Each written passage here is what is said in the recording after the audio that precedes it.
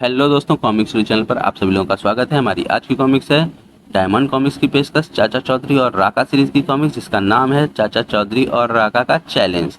तो दोस्तों, इसका पार्ट 1 हम पहले ही पढ़ चुके हैं, ये पार्ट 2 है। चलिए शुरू करते हैं इस मजेदार कॉमिक्स को। राका जान खां तब तक कैद में रहना चाहिए जब तक कि मेरी फिल्म सिल्वर जुबली नहीं बना लेती। प्रोसेड, बेफिक्र रहो। वह एक्टर उस थैले में तब तक बंद रहेगा जब तक कि तुम्हारी फिल्म डायमंड जुबली नहीं बना लेती। तब फिर मैं तुम्हारे लिए जल्द ही और पैसे लेकर आऊंगा। उधर चाचा चौधरी, मेरी फिल्म नाचो गाओ 75% बन चुकी थी कि किसी ने उसके हीरो जान खां का अपहरण कर लिया। मैं कर्जे में डूब जाऊंगा। जिस व्यक्ति ने एक्टर को अगवा किया है उसका हुलिया बयान करो जराब सराफ। घटनास्थल पर मौजूद लोगों का कहना है कि वो विशालकाय, हिष्ट पुष्ट और दाढ़ी मूछों वाला था। और सबसे विचित्र बात यह थी कि पुलिस की गोलियों का उसके शरीर पर कोई असर नहीं हो रहा था। वह सारी बातें राका से मेल खाती हैं साबू। अच्छा हुआ तुम वापस आ गए, मेरे साथ चलो।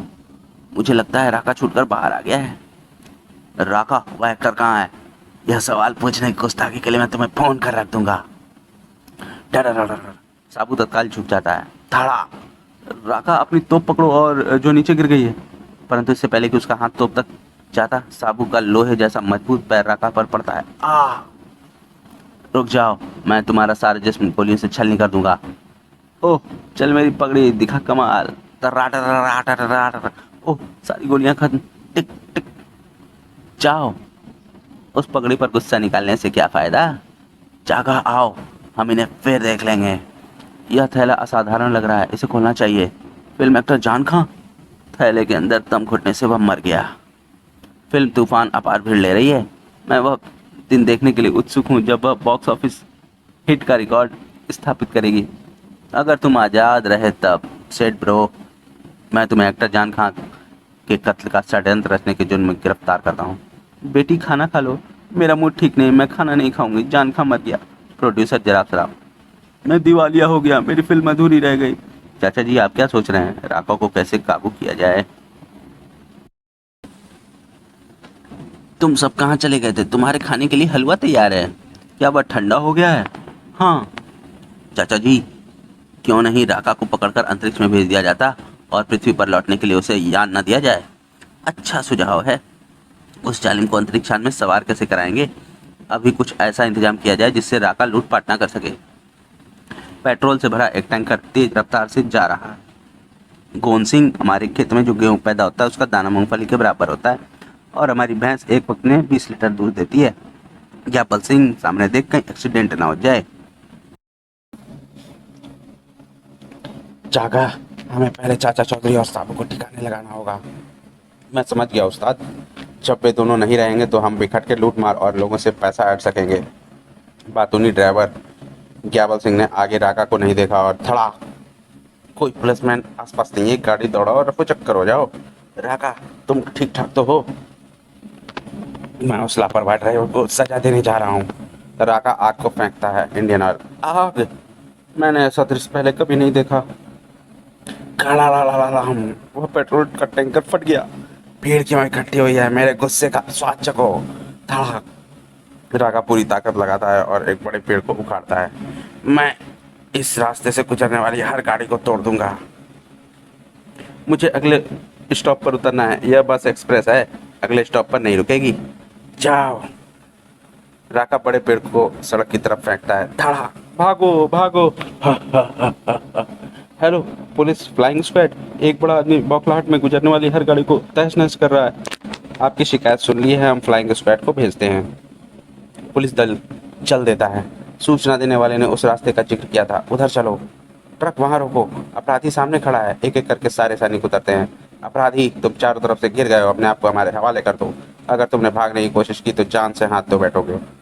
देखते हैं कौन भागता है। राका एक भारी पत्थर उठाता है। यह काम आएगा। तुम सब मरने जा रहे हो। फायर। धाए धाए धाए। इस पर गोलियां असर नहीं कर रही। डाकू पूरे जोर से पत्थर को कमांडो सिपाहियों पर दे मारता है। ओह! सिपाही कुछ ले जाते हैं। मिनिस्टर सलाहकारों की मीटिंग बुलाता है। राका नामक डाकू ने कुछ दिनों में सैकड़ों निर्दोष व्यक्तियों की हत्या की है और करोड़ों की संपत्ति का नुकसान किया है। इसलिए हमने सोचा है कि मिलिट्री रैंकों और बमों की मदद से डाकू को खत्म कर दिया जाए। लेकिन सर, जब आबादी वाले इलाके में बम गिरेंगे तो जनता को भी नुकसान पहुंचेगा। सूचना मिली है कि राका एक नाचने गाने वाली औरत मुन्नी बाई का बड़ा दीवाना है वह खूबसूरत महिला हमारी मदद कर सकती है। ठीक है। एक आदमी राका के पास पहुंचता है। उस्ताद, मुन्नी भाई शहर के बाहर मैदान में तुम्हारा इंतजार कर रही है। अच्छा, मैं वहाँ अभी जाता हूँ। मुन्नी भाई, तुम नहीं जानती कि मैं तुम्हें कितना प्यार करता हूँ और तुमसे शादी करना चाहता हूँ। बस तुम इतने दिनों बाद मुझसे मिलने आए, कोई उपहार लेकर नहीं आए? तुम कहो तो दुनिया की सारी दौलत तुम्हारे कदमों में रख दूँ।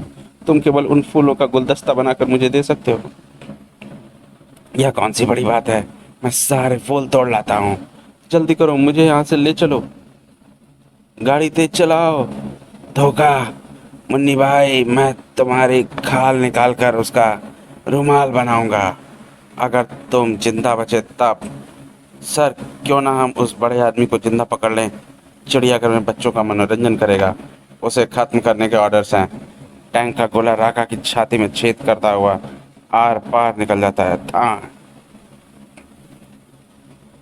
गोलियों की बौछार राका के जिस्म को छलनी करती रहती है, पर वह आगे बढ़ता रहता है। मैं टिन के खिलौनों को नष्ट कर दूंगा। बूम। राका का बढ़ना रुक जाता है। वह टुकड़े टुकड़े होकर बिखर गया है। दूसरे क्षण टुकड़े वापस आकर शरीर में जुड़ने लगते हैं। ऐसा क्यों हुआ? क्योंकि राका मर नहीं सकता। उसने वैद्यराज चक्रमाचार की दवाई पी रखी है। अब तुम्हारे मरने की बारी है। तभी एयरफोर्स के लड़ाकू विमान बम बरसाते हैं। सर्राट कड़ड़ड़ड़म। टुकड़े फिर वापस आकर मिलते हैं और राका साकार हो जाता है। तुम्हारा सारा गोला बारूद विफल रहेगा। जेट विमान का पायलट, दोबारा उस पर हमला करना चाहिए। जेट तेजी से लौटते हैं और टारगेट पर गोलियों की बौछार करते हैं। टाटा टाटा टाटा टाटा कड़ा। कई विमान क्रैश होते हैं। उधर चाचा जी, मैंने चट्टान पर जंजीरें गाड़ दी हैं, लेकिन इनका उपयोग क्या होगा? ये राका को जकड़ेंगी साबू। राका को चट्टान के साथ बांधने के लिए उसे यहाँ कैसे लाया जाएगा? वह खुद चलकर यहाँ आएगा। वह डाकू जो पाना चाहता है हमें रास्ते से हटाए बगैर वह उसे पा नहीं सकता।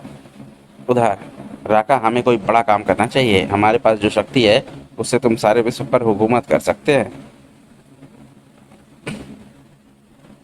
विश्व के सारे लीडर्स संयुक्त राष्ट्र संघ में इकट्ठे होने वाले हैं। अगर हम उन्हें कैद कर लें तो दुनिया के सारे देश हमारे कब्जे में आ जाएंगे। तुम ठीक कहते हो, लेकिन उससे पहले हमें चाचा चौधरी और साबू को मौत के घाट उतारना पड़ेगा ताकि रास्ता साफ हो। राका, चाचा चौधरी ने तुम्हें चट्टान के साथ बांधने का षड्यंत्र रचा है। वे दोनों कहाँ हैं? वे बड़ी चट्टान के पास सो रहे हैं। मौका अच्छा है। इससे पहले कि दुश्मन मुझ पर हमला करे मैं उन्हें नींद में ही कत्ल कर देता हूँ। स्टॉप। साबू के टुकड़े टुकड़े हो गए और मैंने बुड्ढे पर सारा रिवॉल्वर खाली कर दिया। ठां ठां ठां। हा हा हा हा। तुम जिंदा हो? चाचा चौधरी ने हमें बेवकूफ बनाया। कपड़े के नीचे लकड़ी का लाठ और इधर सिराना। चाचा चौधरी का दिमाग कंप्यूटर से तेज चलता है। मैं अब भी तुम्हें मार सकता हूँ। सराट। उसमें सांप की जुबान जैसी तेजी है। धड़ाक। लो, इसका स्वाद चखो। आऊ। साबू से धकेल कर चट्टान के पास ले जाता है। आगे ये जंजीरें खोलो। अब तुम कुछ दिन आराम करो। राका की परेशानी दूर हुई। अभी नहीं साबू, वह जंजीरें तोड़कर कभी भी भाग सकता है। हमें प्रोफेसर जाक के पास जाना होगा। वह मेरे मित्र की वैद्यशाला है। प्रोफेसर जाक, आसमान में क्या छानबीन कर रहे हो? मैंने एक नया यह खोज निकाला है। मैंने नए ग्रह को चालूबार नाम दिया है। खैर दोस्त चाचा चौधरी, कैसे आना हुआ? खूंखार डाकू राका को हम ऐसी जगह पहुंचाना चाहते हैं जहां से वह वापस ना आ सके। क्यों नहीं उसे नए ग्रह चालूबार भेज देते? वह सुनसान जगह है, इसलिए वह डाकू किसी का क्या नुकसान करेगा। आसपास के बच्चे जब राका को बंधा देखते हैं तो वह उस पर पत्थर फेंकना शुरू कर देते हैं। बंदी को जो जो गुस्सा आता है बच्चों की हंसी बढ़ती जाती है। आग। मांसल शरीर का जोरदार झटका और जंजीरें टूट जाती हैं। राका बच्चों को उठाकर आसमान में उछाल देता है। जब तक मैं 1001 आदमियों को ना मार डालूं, तब तक मैं पानी की एक बूंद नहीं पीऊंगा। एक पब्लिक मीटिंग में ये सब कुछ क्षणों के मेहमान हैं। भाइयों, चुनाव के वक्त सरकार ने जो वायदे किए थे उन्हें पूरा नहीं किया। अचानक राका जनता पर मशीन गन चला देता है। धड़ाधड़ भागो, ओह ओह भागो भागो। जिसका डर था वही हुआ, राका छूट गया। वाह रहा वाह, उसने सैकड़ों लोगों को आखिरी सांस सुला दिया। धड़ाधड़, अच्छा हुआ तुम आ गए, मुझे तुमसे कुछ हिसाब चुकाना है। साबू जख्मी हो जाता है। ओह, गोलियां खत्म। जब साबू को गुस्सा आता है तो कहीं ज्वालामुखी फटता है। अब मेरी बारी है। धड़ाक। राका भारी पत्थर उठाता है। धड़, लो, यह आया तुम्हारी खोपड़ी तोड़ने। तुम्हारी हड्डियों को रेत बनाने के लिए यह गदा काफी मजबूत है, उससे पहले इसे संभालो। धड़ा।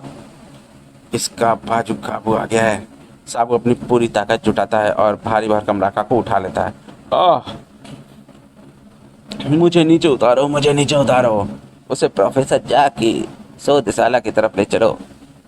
वहाँ रॉकेट तैयार है, मुझे नीचे उतारो। साबू, मैं शोधशाला में जाता हूँ। धड़ा, मुझे यहाँ क्यों लाए? प्रोफेसर जाक